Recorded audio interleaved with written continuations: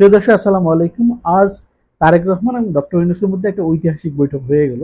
দেখুন, নির্বাচন নিয়ে বাংলাদেশের টাইম ফ্রেম নিয়ে অনেক আলোচনা, অনেক আন্দোলন, অনেক কিছু হয়ে গেল এবং যারা ফ্যাসিবাদের দোষর ছিল, ফ্যাসিবাদী বুদ্ধিজীবীরা ছিল এবং বিএনপির কিছু ভেতরে কিছু অংশ যারা ইন্ডিয়াপন্থী তারা ব্যাপক লাফাচ্ছিল, এটা আন্দোলনে নেমে যাবে, অনেক কিছু হয়ে যাচ্ছে।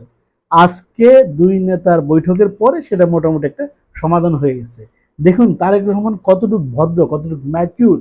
এই যে দীর্ঘ বিদেশ থাকায় তার যে ট্রান্সফর্ম হয়েছে অনেক বেশি, সেটা বোঝা গেল আজকে। ডক্টর ইউনূসের জন্য তিনি দুটি বই নিয়ে গেছেন, দুটি হচ্ছে ন্যাচারের উপর, প্রকৃতির উপর।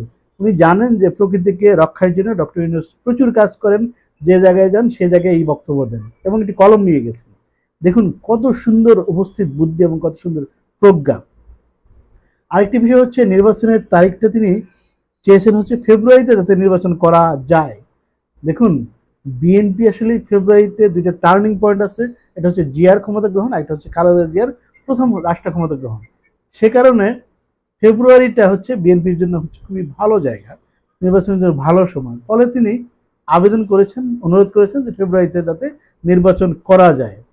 তবে ডক্টর ইউনূস খুব প্রজ্ঞার পরিচয় দিয়েছেন এবং বুদ্ধিমানের পরিচয় দিয়েছেন। যেহেতু উনি কোনো ক্ষমতার লোভ নেই, উনি বলেছেন যে যদি সংস্কার এবং বিচার যদি করা যায়, এর মাঝখানে শেষ হয়ে যায়, তাহলে রোজার আগের সপ্তাহে নির্বাচন হয়ে যেতে পারে।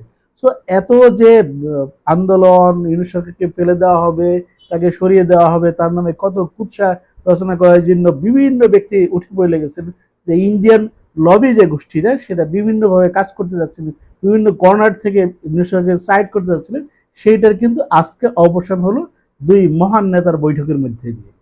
এবং সামনে নিশ্চয় একটা খুব শান্তিপূর্ণভাবে দেশটা এগিয়ে যাবে, আমরা ভারতীয় হেজেমনি থেকে মুক্তি পাবো। এবং আরেকটা বিষয় হচ্ছে, অনেকেই বলতেন যে তারেক রহমান কি বই পড়েন কিনা। তারেক রহমান যে আজকে দুটি বই উপহার দিয়েছেন, এ থেকে বোঝা যায় উনি প্রচুর স্টাডি করেন, লেখাপড়া করেন। তার নামে যে বাংলাদেশের মিডিয়া কু করা হয়েছিল, সেটার কারণে আসলে তারেক রহমান নামে কিছু নেতিবাচক প্রচার তৈরি হয়েছিল। আজ পুরো জাতি দেখতে পেরেছে, পুরো বিশ্ব দেখতে পেরেছে যে তারেক রহমান আসলে কত ম্যাচিউরড লিডার।